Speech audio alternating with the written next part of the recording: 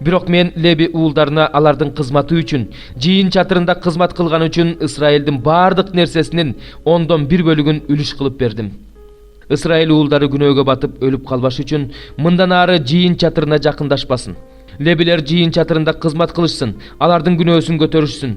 Бул мыйзам силердин укум тукумуңарга түбөлүк калсын. Исраил уулдарынын ичинен алар үлүш алышпайт. Себеби Исраил уулдарынын Теңирге алып келген ондуктарынын баарын мен лебилерге үлүш катары бердим. Ошондуктан мен аларга Исраил уулдарынын ичинен алар үлүш алышпайт деп айткам. Анан Теңир Мусага мындай деди: Лебилерге мындай деп айт: мен силерге Исраил уулдарынын ондуктарын үлүш кылып бердим. Ошол ондуктардын ондугун Теңирге тартуулагыла. Ошондо ширени жүзүмдүктөн, дандык кырмандан силер алып келген болуп эсептелинесиңер. Исраил уулдарынан алган бардык ондугуңардан силер да Теңирге арнап алып келгиле. Алардан алган ондуктун 1/10 ыйык кызмат кылуучу Аарунга бергиле. Силерге тартуулаган бардык нерселердин ичинен эң жакшысын, ыйыгын Теңирге тартуулагыла.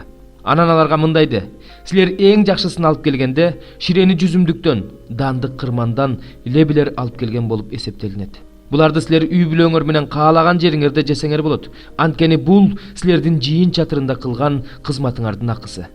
Алардын эң жакшысын алып келгиле, ошондо күнөөлүү болбойсуңар. Исраил уулдарынын тартууларын булгабагыла, ошондо өлбөйсүңөр.